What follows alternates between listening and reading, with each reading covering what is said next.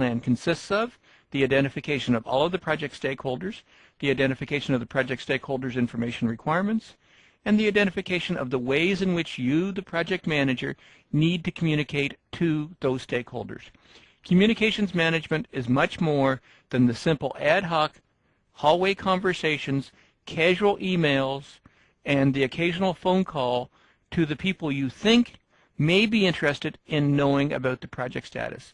Proper project communications is all about ensuring that the right people receive the right information in the right time frame in the right format. Communications management and why it is important will also be discussed in this nugget. The importance of communications management, as already expressed, is ensuring that the right people receive the information that they need to participate in the project, that the right people receive the information that they need to understand project status, and that the right people receive the information that they need to make decisions, to take actions to ensure the project moves forward to a successful conclusion. In a future nugget, we'll discuss the vehicles and the methods with which communications can be done on your project. As we have done in other modules, our first step into communications management will be an examination of the PMBOK guide and seeing what is in the PMBOK guide specific to communications and communications management, ensuring that our communications strategy in our project is consistent with and compliant with the PMBOK guide. The first step as defined in the PMBOK guide is planning, putting together a communications management plan. The communications management plan is going to identify the process that you and your team must follow to ensure efficient and effective communications in the project. The communications management plan is also going to identify the communications expectations, the information requirements for your project stakeholders, ensuring that you and your team are satisfying the stakeholders' expectations and that you're supplying the information that is required by your project stakeholders to participate effectively in the project. During actual project delivery, a key step to communications management is the distribution. Distribution is distributing the information. It's sending emails. It's producing reports. It's talking on the telephone. It's ensuring that you are following effective distribution strategies and that the information you have about the project status, any information that you have about project challenges, any information that you have about project issues, is being properly distributed to the project stakeholders as defined in the communications management plan. A key component of what you need to communicate on a project is the performance reporting information. In other words, status. You, as a project manager, need to ensure that you're producing status reports in a timely manner. Often you will need to produce weekly status reports to project sponsors and project team members, and you may need to produce monthly status reports to senior executives and members of your steering committee. But it's critical that you, as a project manager, make sure that project status is distributed to people who have a need and who care about your project status, that they're aware of the project status, and that they are then prepared to take the actions necessary to ensure that your project completes. The last step, as defined in the PMBOK guide for communications management, is managing the stakeholders. And essentially, if you have done a good job of putting together the communications management plan, you've done an effective job with distribution, you are doing an excellent job of distributing project status information, management of the stakeholders will happen by default. Managing of the stakeholders is all about ensuring that the stakeholders have the information that they require, that the stakeholders have the information they need in a timely fashion, in the manner in which they require, to allow them to participate as effective members in your project. The first step in communications management, as defined by the PMBOK guide, is planning. Or in other words, determine the information requirements. You need to understand who cares about your project. You need to understand what information they want to see about your project. You need to understand what time frames they want to see the project information in. and you need to understand what format they wish the project information to be distributed them by. The first step of that is determining who. Who cares about your project? Who needs to see project status information? Who needs to deal with project risks? Who need to deal with project challenges? Obviously, a key group who are very involved with the project and who are very interested in knowing how the project is doing is your project team.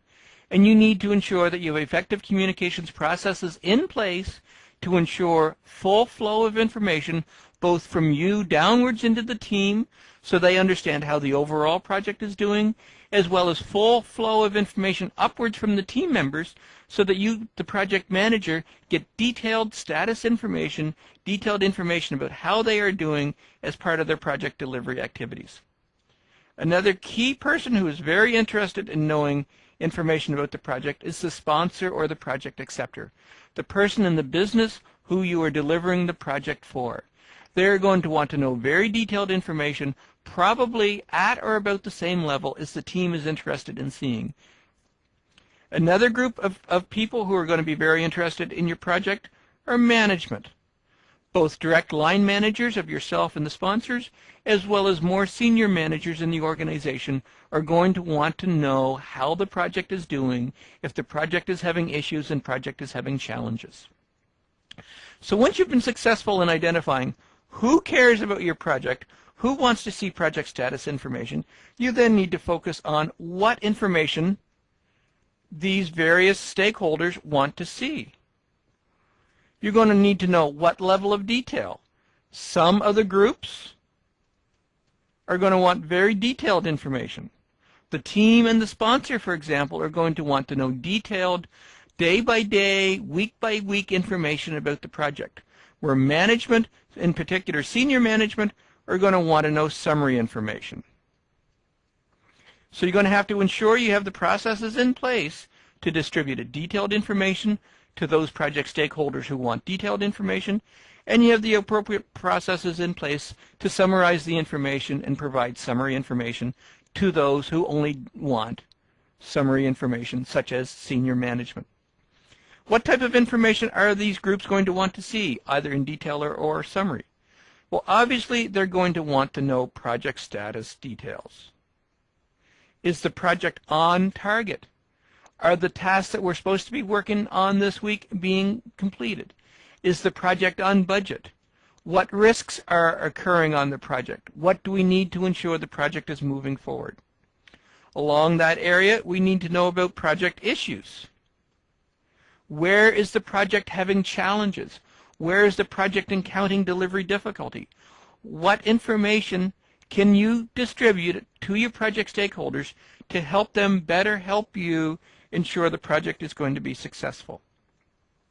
Once you've identified the who and the what, the next step is to understand how. How are you going to distribute the information? Is it going to be a formal distribution? Formal as in written documentation? Or is it going to be informal?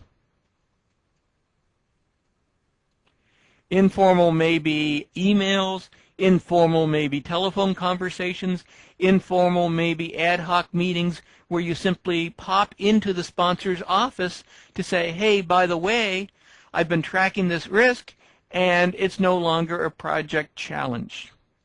So you need to understand how you're going to distribute the information. Is it formal or is it informal? You need to understand, are you going to be distribute the information by phone, by email, or by formal written reports? You need to know all of this information in advance to effectively plan your communication strategy for the project. Who, what, and how.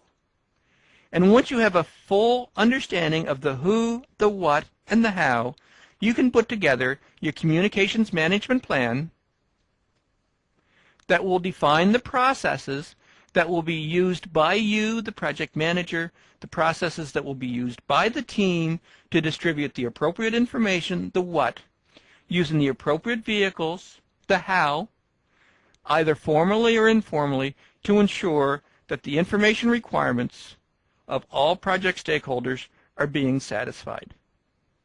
Communications does not happen by accident. You must formally plan the processes for communications and then follow those processes to ensure that all of the project stakeholders are aware of the project status, are aware of the project issues, and are therefore able to take the appropriate actions to move your project forward. Before we can begin our communications planning process, we need to thoroughly understand the communications process itself. We need to understand what it takes to get a message from a sender to a receiver in a state that's fully understood, that is unambiguous, that it's clear that what the sender wanted to send is in fact what the receiver has received and understood. The first step in that process is the encoding of the message. With encoding, the sender translates their thought processes, translates the raw information, and puts it into a format that is suitable for transmission to the receiver. I have a friend of many years ago who was a multilinguist, spoke 5 different languages. And when I talked to him about his thought process and his communications process, he actually explained that he thought in one language, his native language that he learned as a child growing up, and that he often translated from his native language to a common language, often English, as part of his cognitive process for understanding and reasoning, and then would actually translate again from English to the appropriate language for whoever he was communicating with. Now, typically, we don't have that degree of complexity with our encoding process, but we still need to go through the steps to ensure that our intentions are in fact the same as what we deliver. And what we deliver is in fact the next step in the process, is the actual message, the information that we want to distribute, the information that we want to send to the sender or to the receiver. So the next step is ensuring that we get the right information, that we get the right data, that we gather all of the data, and we have all of the information that we require and assemble it into an appropriate message for transmission to the receiver. Then we send the message itself, and that involves sending the message through the medium. The medium is the form that we chose to send the message in. The medium could be voice, the medium could be email, the medium could be formal written reports, but we need to ensure that we're selecting the appropriate medium that's going to deliver the message that we want to do in a format that's understandable by the receiver. As part of the process, we need to understand what's happening as part of the transmission process. What noise exists to potentially damage our message, to possibly corrupt our message, to possibly change our message from what we intended to send to what is actually received and understood by the receiver. Now, noise can be as simple as noise in the physical environment. When you're communicating verbally, noise can affect the ability of the receiver to hear and understand the message. But noise can be other issues. Noise can be cultural. Recently, I was lecturing to a number of MBA students, and I realized that there were a number of international students in the audience, and that they were potentially having problems understanding some of the message I was delivering because the noise being I was using some colloquialisms, I was using even so much as slang that was appropriate in a North American culture that may not be fully understood by some of the international students. So I had to take very specific conscious effort to eliminate slang, to eliminate colloquialisms from my conversation, to ensure that the international students were receiving the messages that I wanted to receive, and they were not missing the intent or certainly the nuances of the message that I was delivering. Noise can also be things like typos, spelling mistakes, grammar mistakes, overall bad formatting and bad presentation of documents or of emails. If the information presented is not in a format that is easily understandable, the receiver is going to have some problems interpreting and understanding the message that was intended to be delivered. And then finally, once the message makes it to the receiver has to decode the message. Decoding could be, again, as complex as my multilingual friend who has to receive the message in one language, translate it to another language for the cognitive thought process, and finally translate it to another language for storage in the brain for later retrieval and processing. Or the decoding may be as simple as reading the message and understanding the message, or taking the message and putting it into context. But you, as part of developing your communications management plan, need to ensure you understand the 5 steps. What's involved with the coding process, how you ensure the right message is the right information is getting into the message, how to pick the appropriate medium to transfer the message, how to make sure that noise is not going to impact your ability to deliver the message, and then finally what process the receiver is going to go through to interpret the message, to understand the message, and store it away for later processing based on their own information requirements. So that is the 5-step communications process. There are a few more issues that we need to be aware of when working on the communications process. Let's clear this away and start with a blank screen and look at some of those other issues. So some of the other issues that you need to be aware of as part of putting together your communications management plan, we touched on this earlier, is the medium itself. What is the appropriate medium that you need to use to distribute the information, to communicate with the receiver? The choice of medium is going to be dictated by the type of information you want to deliver. If you have detailed information, for example, a budget, you're not going to want to distribute it by voice or even by email. You're going to want to use a formal report. You may even want to put it into a spreadsheet and send the spreadsheet electronically. Other information would be better presented as a presentation with summary slides and the appropriate information, the appropriate graphics to present the information that you want to deliver. Other information, if it's more casual, certainly a voice conversation or a telephone conversation may be appropriate. Email is a terrific communications vehicle, but not appropriate for all types of communications. You need to ensure, as part of your communications thought process, that you're picking the appropriate medium for the specific requirement that you have at that point in time, because the appropriate medium will change. You will be using all of the above. You'll be writing some reports. You'll be creating spreadsheets. You'll be producing and providing presentations. You'll be making phone calls and leaving voicemails. You'll be delivering emails. You need to find the appropriate medium for the information that you want to deliver at the time. Another key factor is the type of communications you want to deliver. Is it formal communication? Or is it informal? Different medium, different styles are going to be appropriate whether you're talking of formal communications. Obviously, formal communications, things like presentations and reports, are very appropriate for formal communication. Informal communication, often voice or email is going to be more appropriate. Again, pick the appropriate style, pick the appropriate type of communication strategy to ensure that the message you want to deliver is being delivered and that it's being delivered in the appropriate format to ensure that the information is received, understood, and reusable by your receiver. Distance can have a huge bearing in communications. If you're trying to communicate with someone on the other side of the world, sending something by mail is going to take days or weeks to get the information to them. If you send it by courier, it's probably 2 or 3 days. If you send it electronically, it's virtually instantaneous. And if you try to phone them and they live on the other side of the world with a 12-hour time zone difference, telephone, although a wonderful instantaneous communications vehicle, is not going to be appropriate for dealing with someone 12 hours time zones away. You need to find the appropriate type of communications that's going to allow you to communicate over the distance.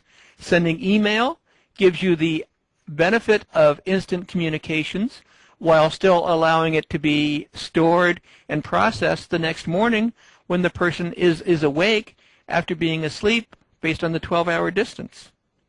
So distance and time zones, are also issues that you have to be aware of as you're putting together your communications process and putting together your communications management plan. You need to ensure that everything is in place, that you're able to encode, that you're able to send the message, that it eliminates noise in the channels, that it's able to be decoded, and that the information you want to send is in fact the information that is received and understood by the stakeholder, by the project participant at the other end of the communications process. Although, as we have discussed, communications is very important to effective project management, it's also your job as the project manager to try to minimize the number of communications channels in place in your project to ensure that only the required communications takes place and that all communications is effective. If we look at the example we have here in the whiteboard, we have 4 participants in our project that need to communicate with each other. We see we have a number of communications channels. If we look at the communications channels, we see we have 4 around the outside edge and 2 across the diagonal, resulting in a total of 6 separate communications channels, 6 separate communication paths, assuming that each and every one of these project participants needs to talk to each and every one of the other project participants. To try to make this easier to understand, or easier to develop the number of communications paths for large projects, there is a relatively simple formula that we can apply. And that's the number of project participants times the number of project participants minus 1. And you divide that all by 2. So if we look at our example, we have 4 project participants times 4 minus 3, or 4 minus 1, giving us 3, over 2, so that gives us 12 over 2, or 6 communications channels, as we saw from the diagram. Now, if we increase the size of our project a little bit, we add 2 more project participants. That brings our number of participants up to 6, and we go 6 minus 1, so it's 6 times 5 over 2, or 30 over 2, or a total of 15 communications channels. By simply adding half as many more project participants, we have more than doubled the number of communication paths between each of the project participants. It's your job as the project manager to try to minimize those number of communications channels to ensure, again, that only the communications required is taking place and that the communications process is effective as possible. The best tool you have for doing that is your organization chart. Through the development of an effective project organization by the development of teams with team leaders,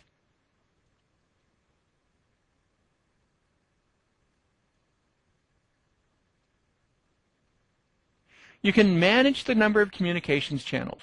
By having teams in place, each team member will be communicating within their team, but probably with very little communications across teams, and the communications across teams would be done by the team leaders. So instead of having one very large communications process, you would have a number of smaller communications process within each team and then between the team members. So the goal is to try to keep the number of communications processes down to as small a number as possible without letting it grow to large numbers. And we do that primarily through the development of effective project organization charts with the delineation of roles and responsibilities to minimize the number of communications channels. We see this in action with this hypothetical organization chart. By creating 3 separate sub-teams, we've effectively limited the amount of communications that has to happen, where only the members of sub-teams communicate with each other, and then we have intercommunications across the team leaders, drastically reducing the communications channels. Instead of one very large communications process that must be managed, we actually have 4 very small communications processes that are managed, and this results in much more effective, much more efficient project communications. In order to ensure that the communications process for your project is efficient, as effective as possible, I would like to offer you a few guidelines. The first of these guidelines is ensure you develop templates for your project. The idea with a template is you create it once, and it's used often. By having the appropriate templates in place for your project, people will simply have to go to a common directory, go to the location where the templates are stored, retrieve the template, and fill in the blanks. It's much more effective than starting from a blank piece of paper, a blank document, and trying to understand what is required. By ensuring that the thought process is focused on the material to be delivered as opposed to the structure, it ensures that the right information is being communicated throughout your project.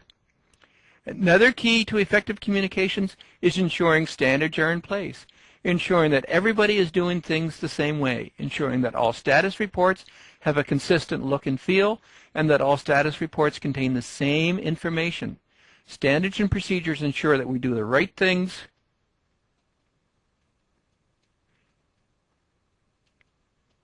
right.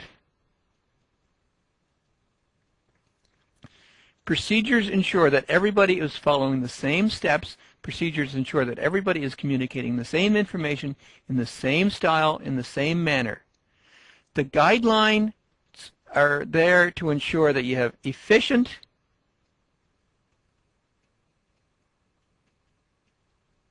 and effective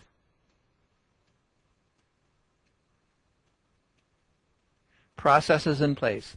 The key to ensuring that communications happens on your project is it has to be easy.